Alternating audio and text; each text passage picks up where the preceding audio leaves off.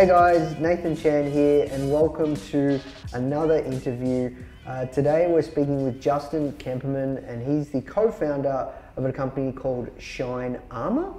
And I've known Justin for a couple of years. He's in the Foundr community. He's had a ton of success following one of our courses, also with his business partner Brandon.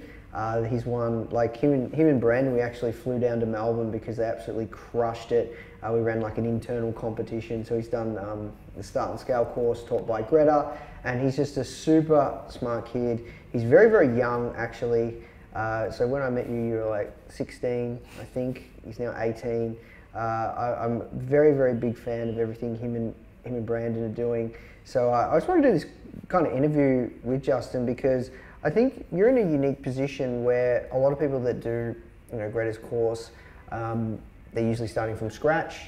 You'd already built a decent sized business and knew how to, I guess, sell products online, but I guess what you took away from it as a dropshipper was how to actually build a brand. So yeah, Justin, thank you so much for coming on. Thank you. So the first question I ask everyone is, how did you get your job? So when did you start, how did you start? I've never really wanted a job. I've always looked for ways to make money. As a kid, I used to sell some small stuff, like mow lawns, small stuff like that. And I just liked making money and liked trying new things. So when I was 14, freshman year of high school, I started my first business that actually took off in a way. So I basically went to Goodwill, took all $80 I had in my wallet, and I bought some board games, toys, stuff like that. Anything that I saw that was selling on Amazon pretty well, and from a few small metrics like reviews and bestseller rank, I could see how well it was selling. So I spent $80, bought a bunch of toys and stuff, and sent it into Amazon, and then that sold. And then as it was selling, every single paycheck I'd get every 2 weeks or so, I would take that and then go out to Goodwill and buy more inventory and send it into Amazon. And then eventually I went to Five Below and bought goods for $5 and then sold it for $15. And I was a reseller like that, so I turned $80 into $500 over a few months. I was making $4 an hour if you think about it, with how hard I was working, but it was so inspiring. It was the first time I was actually able to make money online without a job. It kind of opened my eyes to what's possible with Amazon, with e-commerce and stuff like that.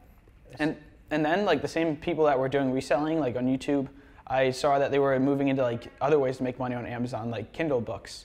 So I took the $500 I made from reselling and I got 5 books produced, which I saw on Amazon that they were ranking pretty well. It was in a topic that people were searching for. So I would pay $100 for a ghostwriter to write a book in the topic that people were searching for. And then I'd pay $5 to get a cover and graphics made. And then I'd post this on Amazon and get a few reviews for it. And then it was organically selling and making some money.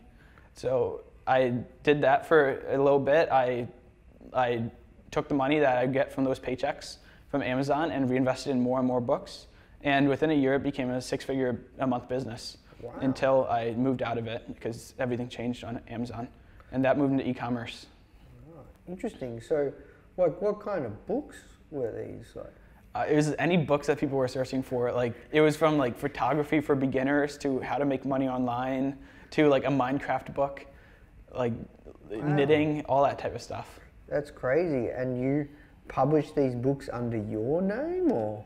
Well, I would use a pen name. Oh, okay. So I didn't want to be known for Minecraft books, even though I've never played the game. Yeah, wow, that's crazy.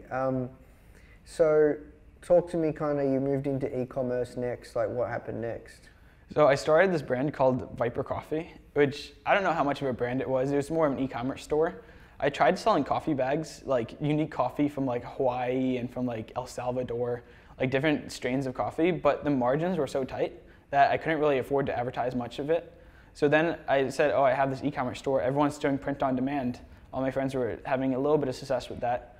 So I took that business after losing money for 6 months, which I was able to afford it because the previous business I had.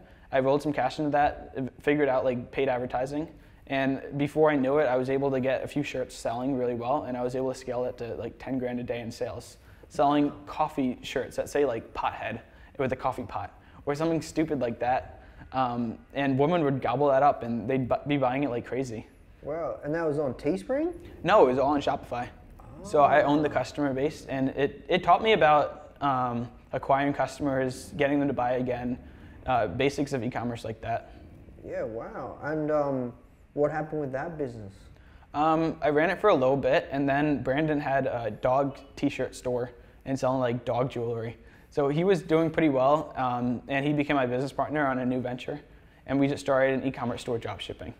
Yeah, got you. And then is that when you started like the general store? Yeah, we did some general stores, and then we did a few niche stores, but they weren't real brands. They were just selling products in the same niche. But what's really helped my success as an entrepreneur is just consistently like rolling into the next thing, like using the skills you learned from previous businesses, using the money you've made from previous businesses, and rolling that into the next venture you want to go after. And just showing up every single day to work, and before you know it, you have success and you've cracked the code to whatever business you're trying. So tell us what you're working on now with Shine Armor, and this is a brand that you're really passionate about, and we just spoke about before. Mm-hmm. So it's a brand that I see really big potential in.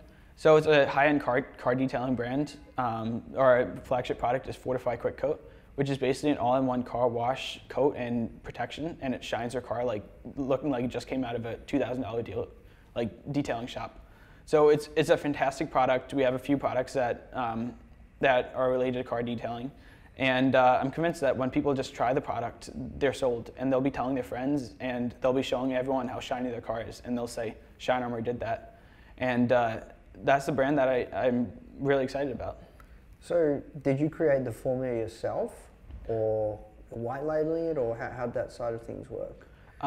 So we had to reach out to a ton of different really experienced detailers who know what they're doing in the industry, and some of them have their own formulations, some of them are working on certain things, and we said we need something that's like an all-in-one that works really well, like every time on every type of paint, every type of car, every type of surface.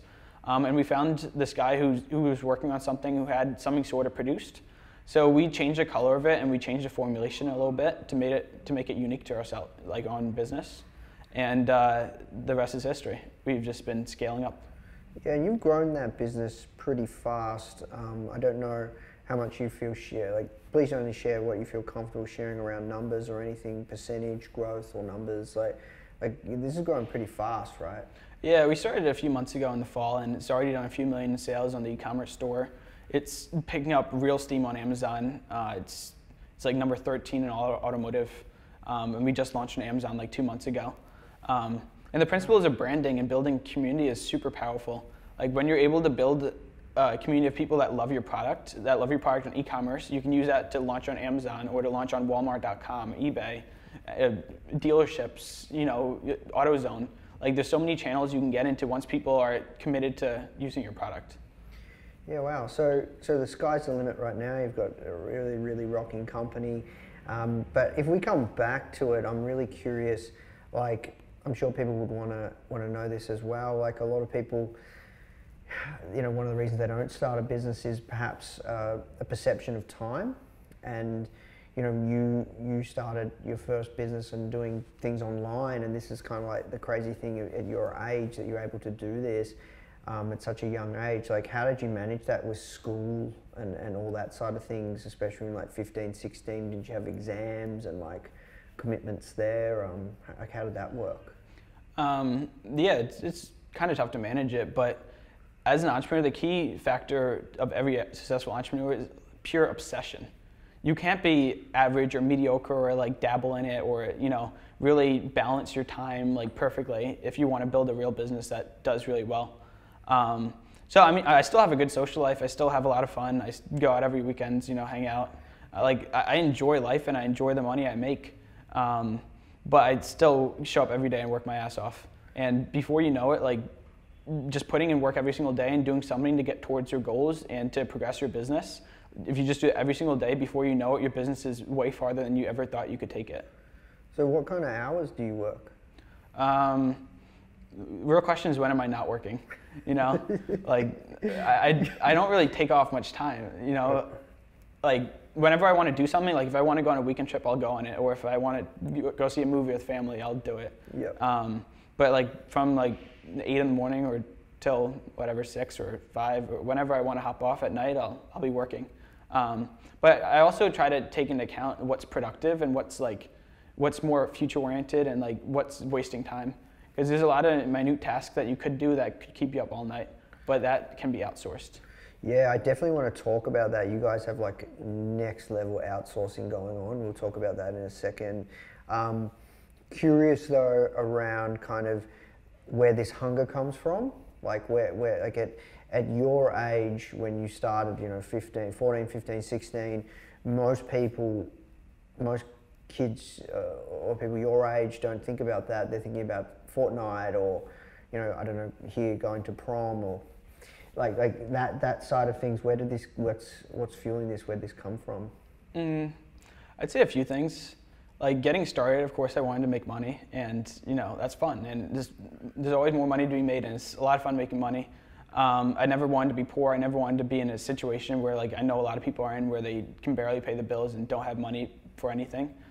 So getting started making money, and then when you start having success and start making progress in business and even life, that feels better than anything else. So when you see that progress and you feel it and feel the accomplishments you get, that just makes you desire more and more. So when I see like Amazon sales picking up or like more people renting or a new influencer picked up this product, that excites me like nothing else. So it just makes me want to work harder and harder. Yeah, but where did you develop this confidence to be able to choose yourself at the age that you were at to say, even though I'm this age, I can do this? Like, how did that happen? I mean, I didn't really have a confidence until I saw other people that's done it. Like, I've always been entrepreneur oriented, but I never knew much of what I could do in the entrepreneur field. I read Rich Dad Poor Dad when I was in 7th grade, and that changed the way I thought about money and about how poor people and rich people think. Basically, the summary of it would be that poor people think about how to get a job or how to spend their money, when rich people think, when you stop like thinking about how to get a job, you start thinking about other opportunities that you could pursue in order to make money, in order to build a business. So that changed my mindset about life, really. And then it was just inspiration that gave me some confidence. Like I read this book about this guy who became a millionaire before he was 18. And that just showed me, wow, he's not special, he's a normal dude. I read his story. I can do this stuff too. Like I can build a business young, there's nothing stopping me. If anything, I have more opportunity now than ever before. I mean, I could go broke. When I'm in high school, I live with my parents, Like there's nothing to lose right now. So, like, were your parents entrepreneurial? Did they influence you in any way to start a business? And what, if you don't mind sharing? Not really. No, they're just regular parents, but they're great parents. They've raised me well. Yep. Yeah.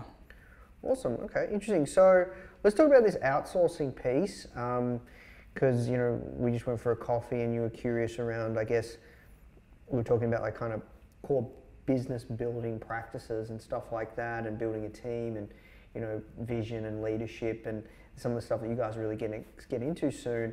I'm curious, you have how many people in the Philippines? Talking around their whole outsourcing thing. What exactly are you guys doing there to find leverage to grow your brand? So we probably have 35 people in the Philippines or something. Wow. But we have a manager that manages it who's also in the Philippines, but she's working our hours. Yep. So she can always stay updated with us, and she keeps everything in line, whether it's customer service or comment managing or anything like that. So that really helps. And having systems in place of what a person needs to do every single day to move your business forward. And then you're able to put people into that role. But outsourcing is nice, and it's nice to have Filipino VAs and all around the world. But we're really looking for the next level of just having an office where we can just go to the desk next to us and say, hey, I need this done, or hey, what's your thoughts on this, instead of having to message someone, which I feel is inefficient and is not how you build a $100 million company.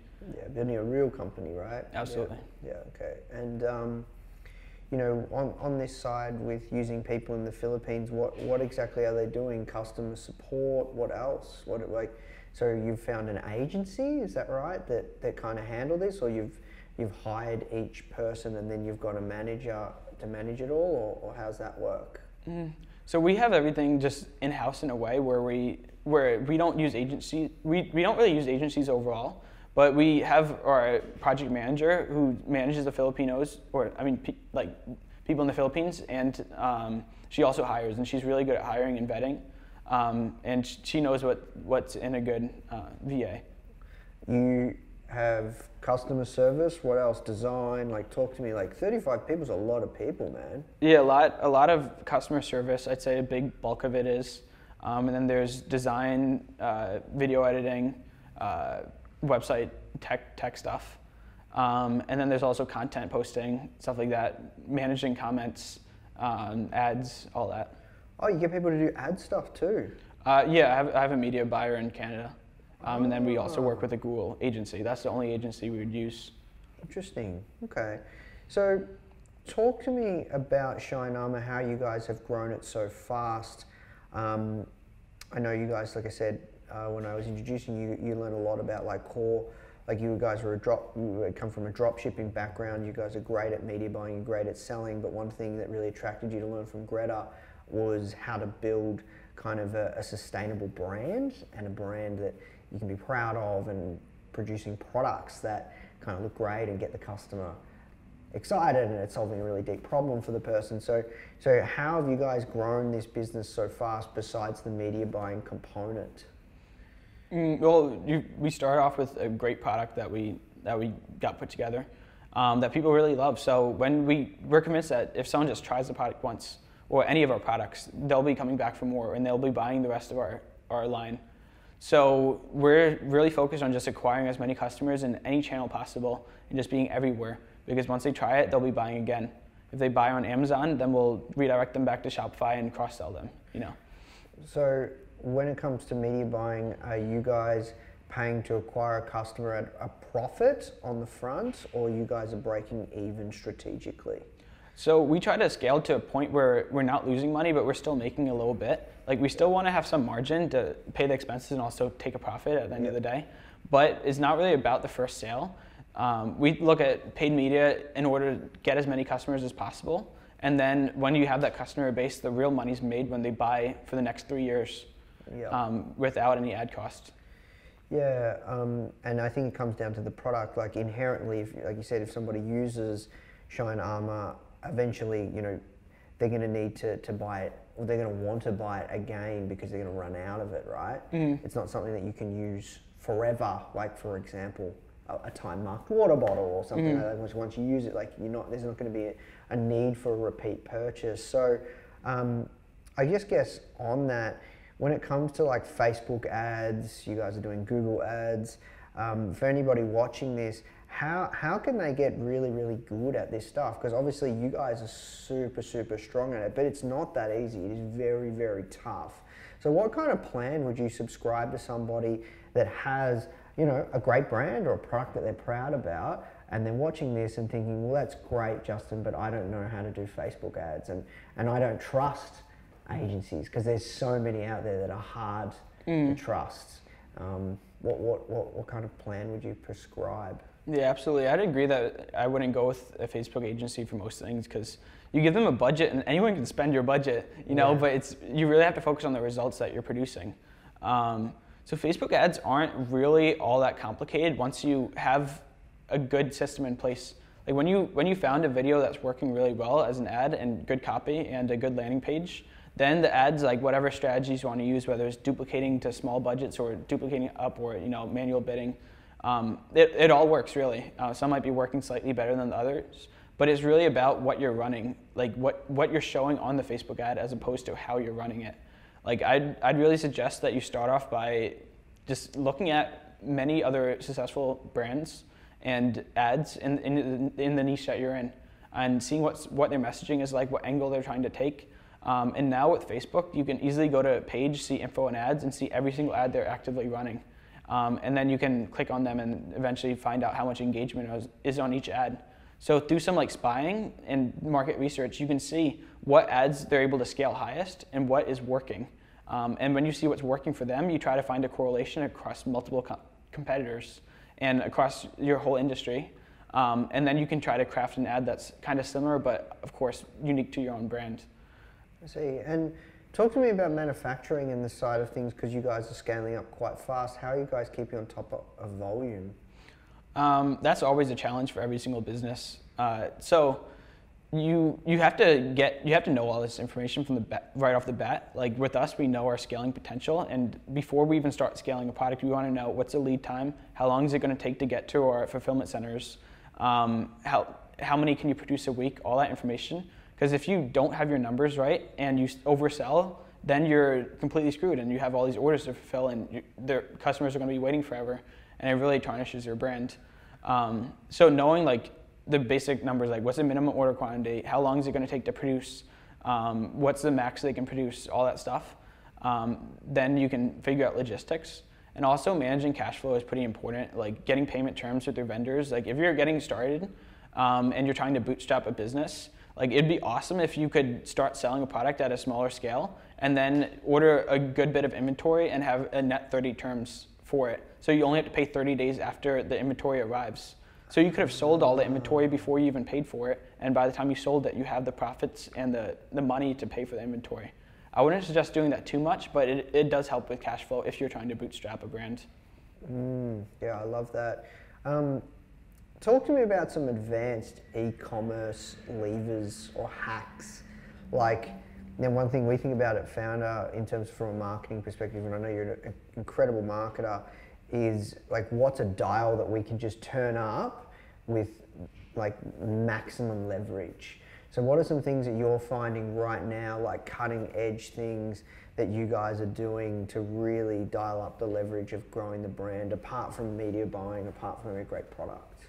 I mean, most marketing is not that complicated. It's nothing too special, but just being everywhere. If you have a budget or whatever you're spending on Facebook, say you're spending $5,000 a day, and you're getting back $10,000 a day on Shopify. If you're everywhere, if you're on Amazon, eBay, Walmart, in dealers, wherever you are, it just gets more revenue back for the same ad spend. So then that increases your profit margins, increases your top line revenue too. And it builds your brand overall and authority of being on Walmart.com and these other places. So omnipresence. Omnipresence, but that is if you want to position your brand like that. Like my brand is more of product oriented, where people, once they try the product, they love it. And we want as many people to try the product as possible. But if you want to be more exclusive, more luxury, you might want to just be only available on your website. So that strategy wouldn't work, and you'd have to find other ways of marketing. And then also, if you want to scale out your ad campaigns, like not just Facebook or YouTube, you have to find different angles to market. Different angles, like showing a product, like we could show our product as a cleaner for a brand new car, but we could also show it as protection for a truck paint or something. And by having different angles to your ads or your marketing, it hits a different segment of the market and converts them. Interesting. Talk to me, like, I really want to push you on this, like, kind of advanced kind of like hacks. Like, I'll give you an example. Like, I know that if you set up multiple stores in multiple countries, that can be a massive game changer with Shopify, right? I know that if you use a tool like Looks or Yotpo and just constantly get influencer marketing, organic UGC style, like user-generated content, showing all over your website increases your conversion rates. Like, is there any big levers that you guys are pulling like that, or anything that you can share that like really provides someone a lot of value? Well, social proof is definitely a big thing. Not just social proof on your website, like you can get thousands of views on your website, that looks good. Yeah. But social proof of just being everywhere, or like someone's so much more likely to buy your product on Amazon if they've heard of it, or a friend mentioned it, or they saw a Facebook ad for it, or they saw someone on Instagram post about it. So trying to be everywhere, not just in how you're selling, but also where your marketing is. So getting a campaign going, or I mean, I say a campaign not as like an ad campaign, but a campaign in order to get your current customers to talk about your product more and use it more is extremely powerful. Like if you offer a 20% off for your next order, if your customer can post on Instagram, on their main Instagram profile, and then show how good the product is. Because then one of their friends who's also into cars, they might use your product at some point, and then they'll, or they might see their friends post about it on Instagram, and then they'll see it on Amazon and they'll end up buying it, something like that. So being everywhere is really powerful. Everywhere with good reviews, obviously. Yeah. How do you? So yeah, I'm curious. How do you get people to how do you get these awesome reviews and testimonials besides having a good product? Well, you have to incentivize it in a way. If you could gamify it, say post on, like a lot of times people can do like a giveaway. Like we saw that one of our, a big car care company, they were giving away a truck or something. So you say, you can send out an email blast or put it into an automation flow, like an email flow, saying, post on Instagram about your product and post an honest review about it, and you'll be entered into a giveaway for a truck or a giveaway for whatever your audience would want. And then also you can do a referral program, which like right now we have either $10 a sale or 25% of the sale value. So if someone refers their friend and signs up through the reversion link, then, buys through the reversion link, they will get paid for it. Or they could get paid in a gift card or get paid in cash. And then there's also just influencers is awesome. You send out free bottles consistently. It really adds up, and it adds to your social proof too. Like we send out 20 bottles a month to YouTubers, maybe a few to Instagram, like big Instagram accounts. We do that all for free, and we just say, here's our product. If you like it, post a video about it. And then when people search Shine Armor on Google or YouTube and see like, is Shine Armor good? They'll see hundreds of reviews ranting and raving about it, which helps sell them even more. Because you make your media buying efforts so much more powerful when you have other marketing strategies along with it. Like people hear about our brand on a Facebook ad, then they might go to Google, they might go to Amazon, they might go to all these places. Research. Yeah, to research. And if you have positive research along with it, it helps. Like same thing with like BBB, Better Business Bureau. Like there's reviews that always come up on there. Like that comes up when you search your brand. And a lot of times it's easy to get a bad score on that. So what you can do a lot of times is encourage your happy customers to go there and write a good review. What is that called, sorry? Better Business Bureau. Oh, what is that?